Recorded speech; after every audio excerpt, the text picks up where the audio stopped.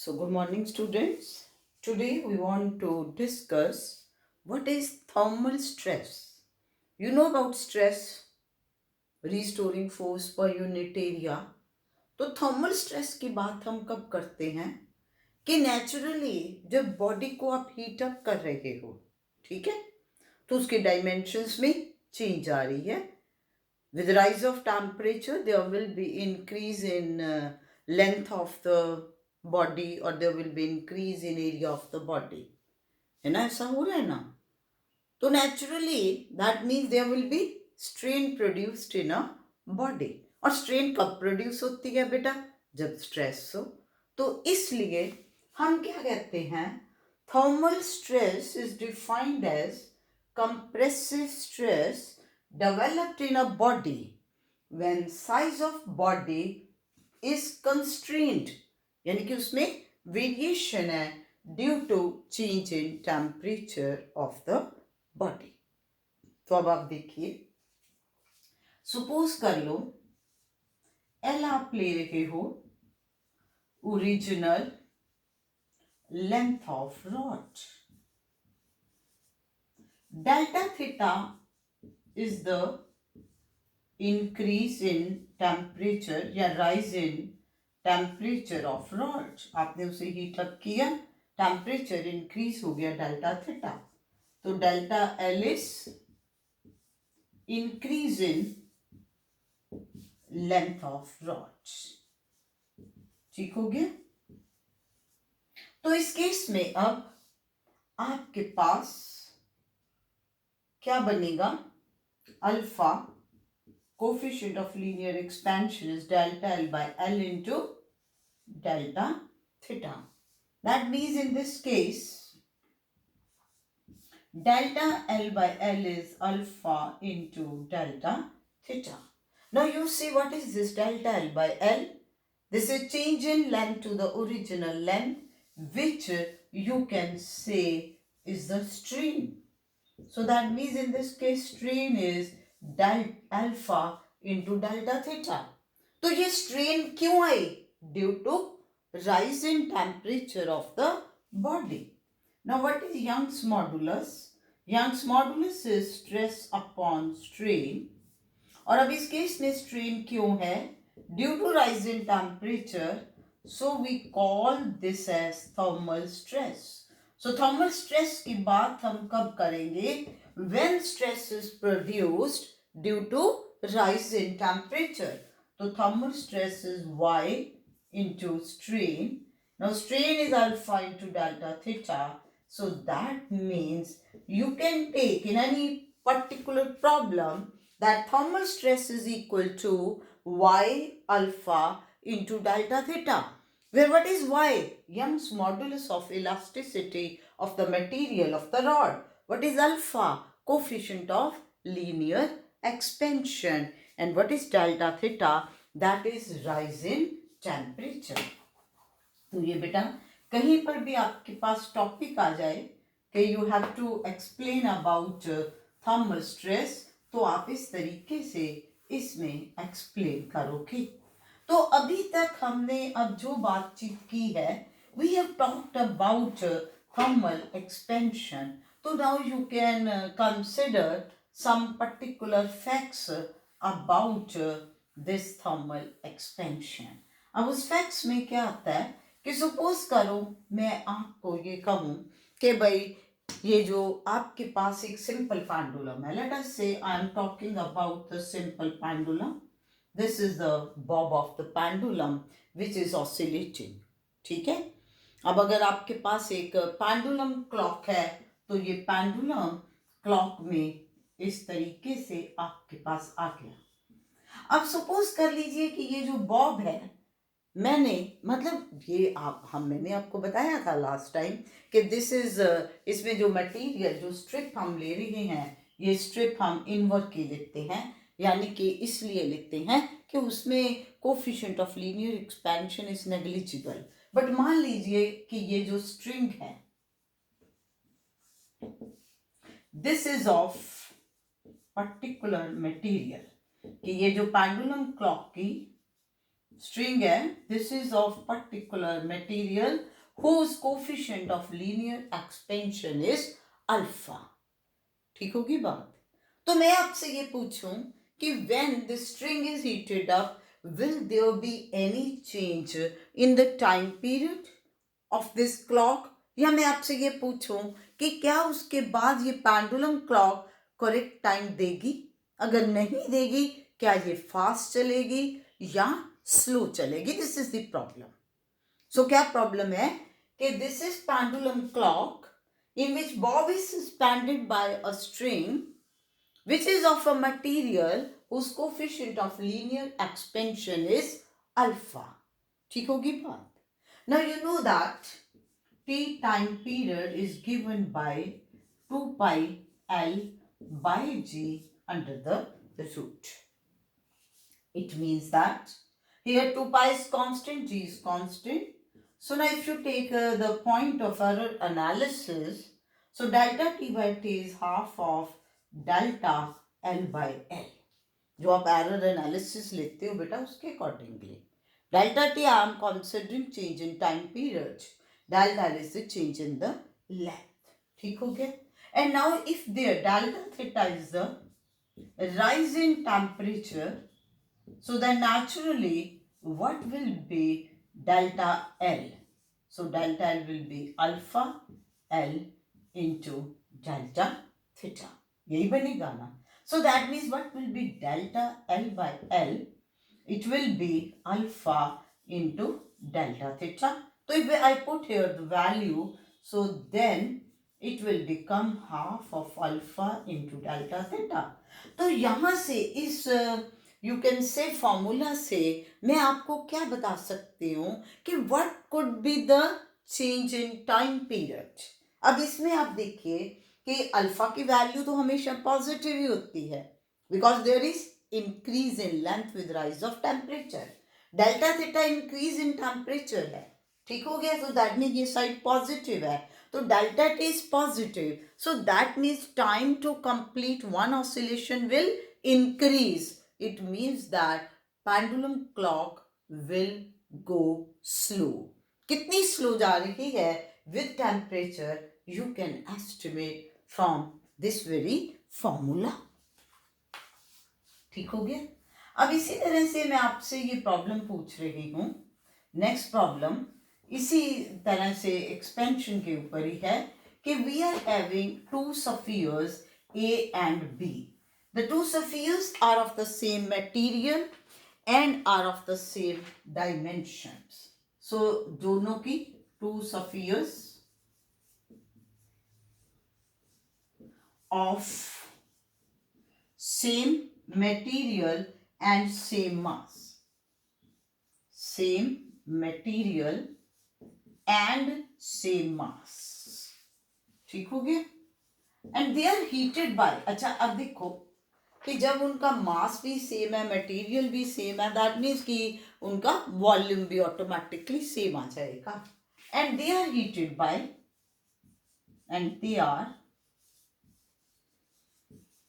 Heated by same temperature. मतलब कि उन दोनों में टेम्परेचर राइज भी सेम है। नाउ क्वेश्चन इज कि वेदर जो आप कहिए कि एक्सपेंशन होगी, क्या वो दोनों में एक जितनी होगी?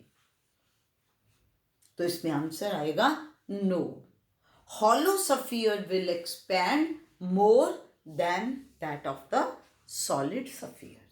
क्योंकि बेटा जो हॉलो स्फीयर है उसमें जो मास है that is distributed on its surface only.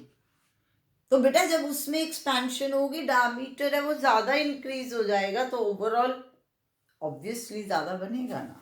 तो इसलिए हम कहेंगे कि in this case hollow sphere will expand more.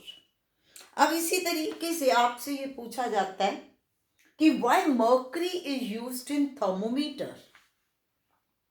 Thermometer में हम मर्करी यूज करते हैं, तो इसके काफी पॉइंट्स आ जाते हैं। एक तो ये भी आता है कि ये ओपेक है, तो नेचुरली बेटा जो चीज़ ओपेक है हम उसको रीड करना आसान हो जाता है ना, क्योंकि लाइट आगे नहीं जाएगी। और लेकिन इसके साथ साथ इसका जो मेन पॉइंट है वो ये है कि it has got low value of specific heat and high value of thermal conductivity. तो नेचुरली जब बेटा इसकी अपनी स्पेसिफिक हीट की वैल्यू लो होगी, तो जैसे ही हम थर्मोमीटर से टेम्परेचर मेजर करने की बात करेंगे, तो थोड़ी सी भी जब इसको हीट मिलेगी उससे टेम्परेचर राइज जो है वो शो हो जाएगा। तो इसलिए हम कहते हैं कि mercury is used due to low value of specific heat and high value of thermal conductivity. Now what is isotropic material? कि आपसे पूछा जाए कि आइसोट्रॉपिक मटेरियल कौन सा है? Iso means same, so isotopic material will be that material in which increase in dimension on each side will be same with the same rise in temperature। यानी कि अगर आप एक क्यूबॉइड ले रहे हो और आप उस क्यूबॉइड में टेम्परेचर राइज की बात कर रहे हो, तो जो डायमेंशंस इंक्रीज हैं वो हर एक साइड पर एक जितनी होंगी, then we will call the material to be isotropic material। तो ये हमारा बेटा एक पार्ट अबाउट एक्सपेंशन था। Now we want to discuss what is thermal capacity. Thermal capacity क्या है?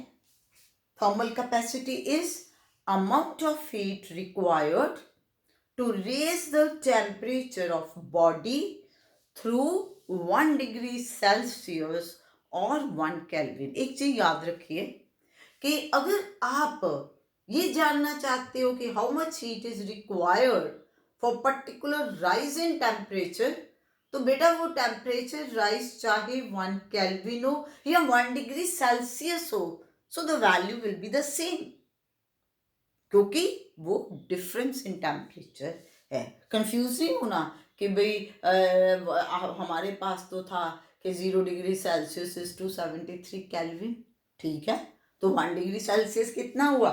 274 केल्विन। तो दैट मीन्स डिफरेंस जो है दोनों में सेम आया कि नहीं?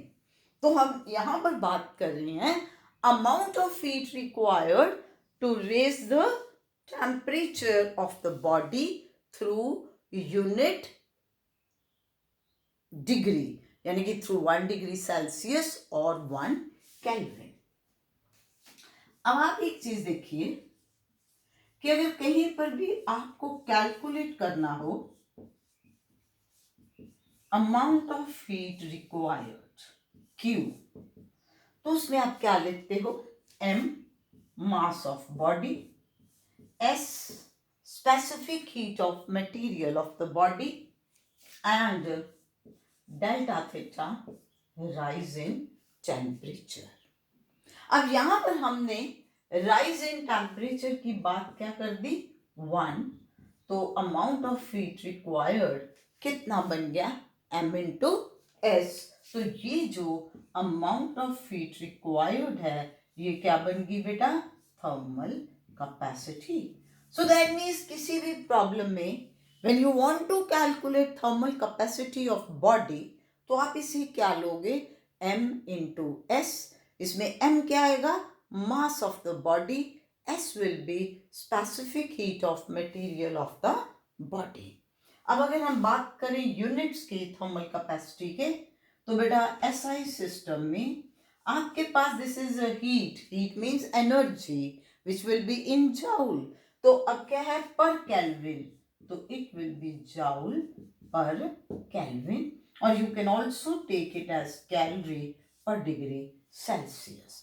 लेकिन जब बात हमें एसआई सिस्टम में की जाए तो एक चीज याद रखनी है कि एसआई सिस्टम में unit of energy is joule only, चाहे वो साउंड एनर्जी है, चाहे वो हीट एनर्जी है, चाहे वो मैग्नेटिक है, पोटेंशियल है, तो इसलिए बेटा हम इसमें यूनिट कह रहे हैं joule per kelvin. Now next is what is the meaning of specific heat. Specific heat क्या है? वैसे तो आपको यहां से ही पता लग जाना चाहिए। तो बेटा S So that means this is the amount of heat required to raise the temperature of unit mass of substance through 1 degree Celsius और 1 केल्विन। यानी कि जब हम S की बात कर रहे हैं स्पेसिफिक हीट की, तो Q is MS delta theta, तो M मास भी यूनिट हो गया और डेल्टा थीटा भी यूनिट हो गया, तो आपके पास S किसके बराबर आ गया? Amount of heat required. कब? To raise the temperature of the body. कौन सी body? Of unit mass through unit degree temperature. तो इसलिए हम इसमें सीधा कहते हैं कि specific heat is defined as amount of heat required to raise the temperature of unit mass of substance through 1 degree Celsius और 1 केल्विन। अब एस के यूनिट क्या आएंगे? If we talk about SI system, तो joule per kilogram per kelvin, क्योंकि mass will be in kilograms and temperature will be in kelvin. और अगर हम लेंगे इधर तो इट विल बी कैलोरी पर ग्राम पर डिग्री सेल्सियस। तो इस तरीके से you should know about it. तो अब इसके बाद when we talk about the specific heat, अब इसमें फिर बेटे आगे ही आ जाता है कि इफ वी टॉक अबाउट, अब सब्सटेंस की बात आ गई। Substance can be solid, liquid और गैसियस स्टेट। जो भी आपका सब्सटेंस है, there are the 3 states of matter, solid, liquid and gas. अब इसके बाद हम एक मैं लाइन बोलती हूँ। क्या लाइन बोलती हूँ? कि solid and liquid have only one value of specific heat, whereas gas can possess any value of specific heat ranging between 0 and infinity. क्या बोल गई मैं? बेटा मैंने इसमें ये कहा है कि अगर आप कॉपर की बात कर रहे हो, अगर आप वाटर की बात कर रहे हो, यानी कि आप किसी भी सॉलिड या लिक्विड की बात कर रहे हो, तो उसमें सिर्फ और सिर्फ एक ही वैल्यू स्पेसिफिक हीट की होगी। और एक चीज मैं आपको और बता दूं, हमेशा ये याद रखना। क्या याद रखना है? कि specific heat of water is maximum highest. आपको आ जाए एमसीक्यू में कि for which material specific heat is highest, maximum, so that material is water. और इसके लिए स्पेसिफिक हीट की जो वैल्यू है बेटा, अगर आप लो, इट इज 1 कैलोरी पर ग्राम पर डिग्री सेल्सियस, और you can say 4186 joule per kilogram per kelvin. यानी कि 1 किलोग्राम वाटर का 1 केल्विन टेम्परेचर राइज करने के लिए, यानी कि unit degree temperature rise for 1 kilogram of water, कितनी हीट की जरूरत पड़ती है? 4186 जूल्स। सो ये चीज हमेशा याद रखना कि वाटर के लिए स्पेसिफिक हीट की वैल्यू हाईएस्ट है। अब हम बात करते हैं कि we can learn physics from daily life experiences, real life experiences. Now when you talk about real life experiences, तो आपने देखा होगा कि जितने भी हमारे ऑटोमोबाइल्स हैं, उसके रेडिएटर में क्या यूज होता है? Water. Why water is used? Because of its highest value of specific heat. तो बेटा जब वाटर डालेंगे तो आप इमेजिन करिए कितनी जल्दी वो हीट को एब्जॉर्ब कर लेगा, ठीक है ना? उसके कॉरेस्पॉन्डिंग उसका टेम्परेचर राइज ज्यादा नहीं हो पाएगा। अब इसके बाद अब क्वेश्चन जो नेक्स्ट था कि क्यों सॉलिड और लिक्विड में सिर्फ और सिर्फ एक वैल्यू हुई है स्पेसिफिक हीट की? तो बेटा बड़ी सिंपल सी बात है। आप हीट अप कर रहे हो सॉलिड को या लिक्विड को। अब आपके माइंड में एक तरफ तो हमने क्या दिया कि उस हीट से उसका टेम्परेचर राइज होगा, लेकिन अगर आप ध्यान से सोचो तो आपको इमीडिएट आएगा कि अभी लास्ट पॉइंट पे तो मैडम ने ये बोला था कि जब हीट देते हैं तो उससे एक्सपेंशन होती है। तो दैट मीन्स कि भाई उसमें तो एक्सपेंशन भी हो जाएगी। तो यहां पर बेटा हम यही कहते हैं, क्या कहते हैं कि solids and liquids have only one value of specific heat because whole of heat given to the substance is utilized to raise its temperature only. In this case, increase in volume corresponding to that heat absorbed is negligible. No heat is absorbed, हम ये assume करके चलते हैं कि उसमें कोई volume increase नहीं हो रहा, सो दैट मीन्स कोई भी हीट उधर यूज नहीं हुई।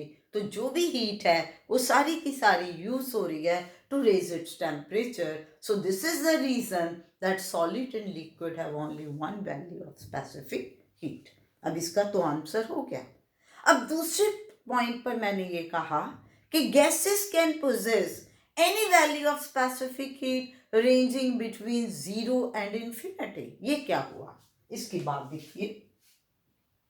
आपके पास बेटा ये पॉइंट आया था जो मैंने पिछले आर्टिकल में डिस्कस किया कि amount of heat required delta Q is equal to M S delta theta. यही क्या था ना। So what is S specific heat? Delta Q upon M into delta theta.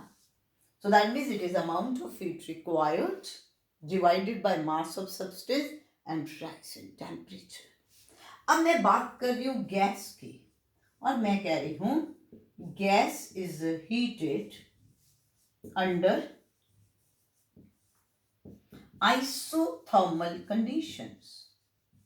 Gas को हीटअप कर रहे हैं under isothermal condition. Iso means same, thermal means temperature, so that means gas is heated in such manner that there will be no change in its temperature. नई बात, this is isothermal process. इसमें हम body को heat तो दे रही हैं, gas को heat तो दे रही हैं, लेकिन उसका टेम्परेचर राइज नहीं हो रहा। तो बेटा जब आइसोथर्मल कंडीशंस के अंडर है तो डेल्टा थीटा इज 0। तो what is S? S will be delta Q upon M into 0। तो something by 0 is infinity. So that means if you are considering that gas is heated under isothermal conditions, then value of specific heat comes out to be infinity। आप सोच रहे होंगे कैसे कि देखो बेटा आपने गैस को हीटअप करना शुरू किया। गैस के केस में जैसे आप उसको हीटअप करोगे तो उसकी एक्सपेंशन भी होगी। तो क्या होगा? Naturally heat exchange between system and surroundings will take place in such a manner कि टेम्परेचर जो है वो कांस्टेंट ही रहेगा। अब इसी तरीके से नेक्स्ट हम कहते हैं कि सपोज कर लीजिए this gas is heated under adiabatic conditions. बेटा डायबेटिक कंडीशंस के अंडर हीटिंग का क्या मतलब है कि no heat exchange between system and surroundings takes place. मान लीजिए आपने एक थर्मस फ्लास्क ले ली, ठीक है। थर्मल फ्लास्क में अगर आप कोई भी गैस ले रहे हो, राइट, तो क्या होगा? अंदर से बाहर हीट नहीं आनी, बाहर से अंदर नहीं जानी, है ना। सो that means in this case delta Q is 0। तो what will happen when delta Q is 0? Exchange हो ही नहीं रहा, तो S will be 0 upon M into delta theta। तो that means in this very case S is 0। So इसका मतलब क्या हुआ कि in case of gases हम क्या कहते हैं कि gas can possess any value of specific heat ranging between 0 and infinity। So किसके ऊपर डिपेंड करेगा?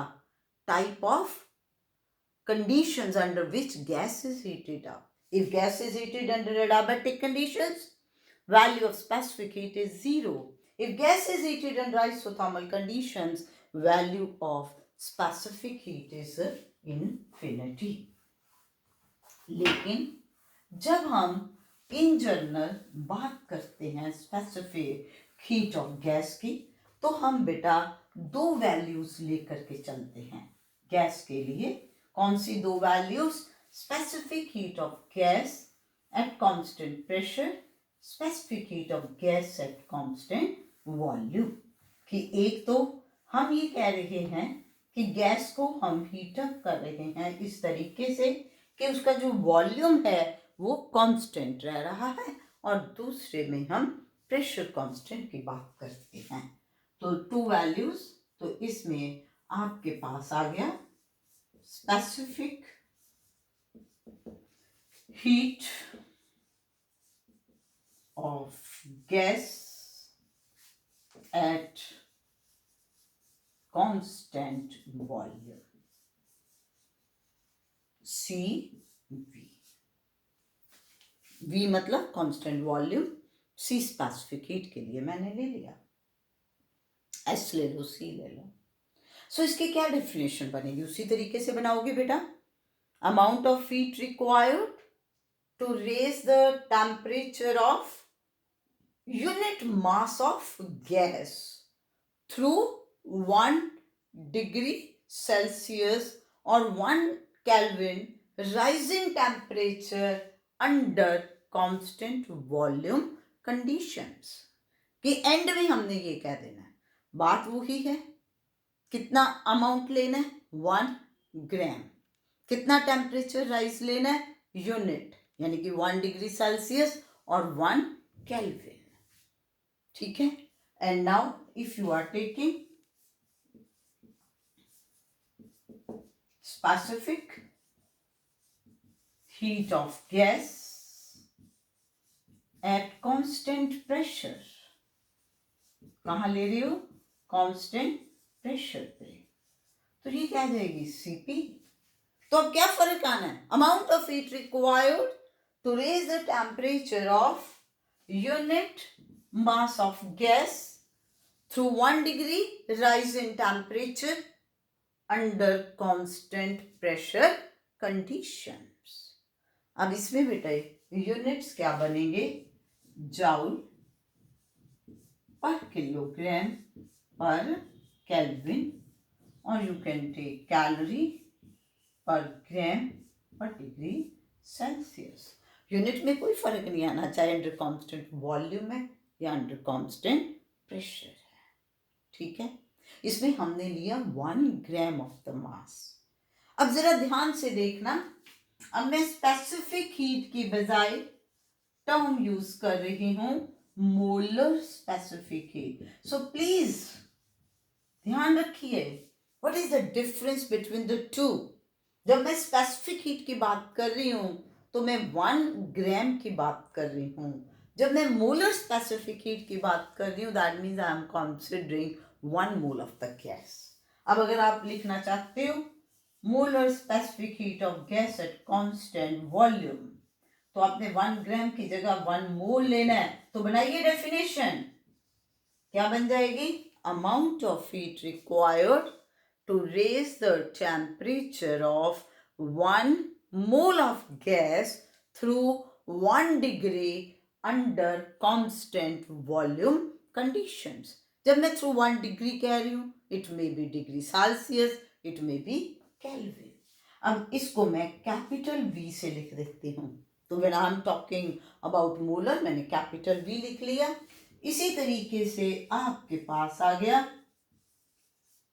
Molar specific heat of gas at constant pressure. So जब हम कांस्टेंट प्रेशर पे बात कर रहे हैं, it is CP, amount of heat required to raise the temperature of 1 mole of gas through 1 Kelvin under constant pressure conditions. So now how we can relate the two? What is the relation between CV and molar? तो naturally बेटे यहाँ पर हम बात 1 ग्राम की कर रहे हैं या 1 मोल की कर रहे हैं। Now what is the mass of 1 mole of the gas?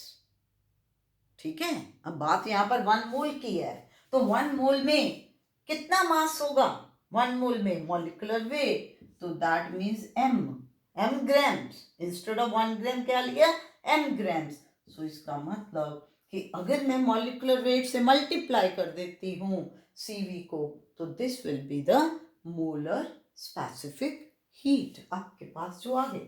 अब आप कोई प्रॉब्लम कर रहे हो बेटा, तो उसमें आपको कहते हैं ना कि भी कैसे पता चलेगा, आप सोचते हो कि मैडम मेरे को तो यही नहीं पता चल रहा कि ये मोलर है या ग्राम के लिए, 1 ग्राम के लिए है। तो यहाँ बेटा जब आप मोलर बात करोगे तो यूनिट्स क्या आएंगे, जाउल पर मोल पर केल्विन। तो प्लीज ध्यान से देखिए, अगर आपके पास जो स्पेसिफिक हीट के यूनिट्स हैं उसमें जाउल पर मोल दिया है तो ऑब्वियस बात है this is molar specific heat. और अगर बात किलोग्राम्स में की है सो this is the specific heat for 1 kilogram. तो यूनिट मास के लिए आपके पास 1 ग्राम के लिए या 1 किलोग्राम के लिए ये वैल्यू आ गई, और जब आप बात 1 मोल की कर रहे हो तो आपके पास ये पॉइंट आएगा। अब इसमें आपके पास बेटे ये 1 ग्राम भी है, अगर आप कैलोरीज में लोगे, अगर आप उसको जाउल्स में लेते हो तो किलोग्राम आ जाएगा। तो यानी कि we are talking about unit mass of the substance. ठीक है, यहाँ पर we are talking about 1 mole of the substance. This is the difference between the to.